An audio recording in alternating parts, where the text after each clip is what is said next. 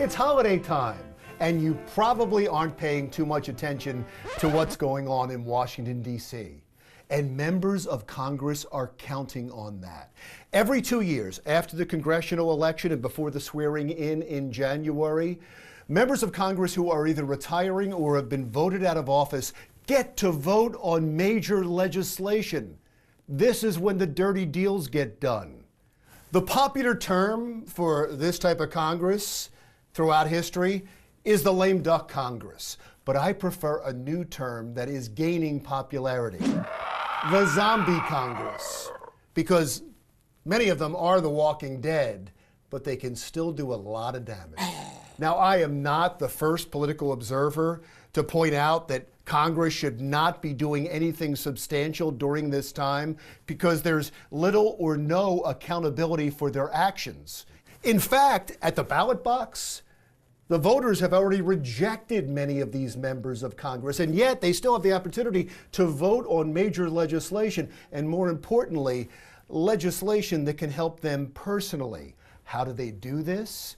Well, let me fill you in on a holiday-relevant term that is used a lot in Washington, D.C.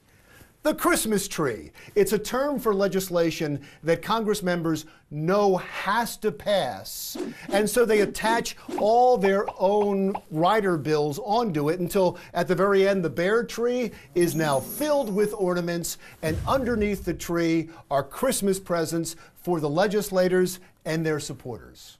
And the biggest Christmas tree of all is the appropriations bill. It must be passed every year by Congress to fund the government and keep it running. And that's why Congress purposely pushes the appropriations bill to this time of year when members can get the most out of it personally. And here's the best part of the Christmas tree for members who are moving on. Not only are most of us not paying attention, but the media is not paying attention to most of it either, because there's much more important issues in the appropriations bill than a tax break for a local company, or federal funds going to a local project, or favorable legislation for a lobbying firm that the congressman would like to work for.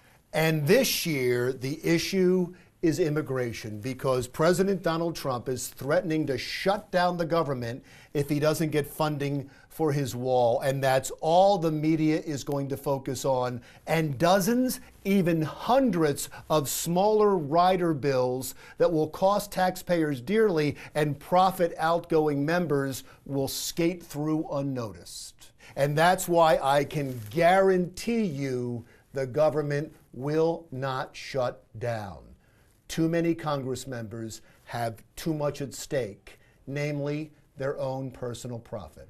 In future commentaries, I will try to name some of the members of Congress that took advantage of the Christmas tree and exactly how they did it. The problem is they've become very good at it, and it's difficult to uncover all of the pork.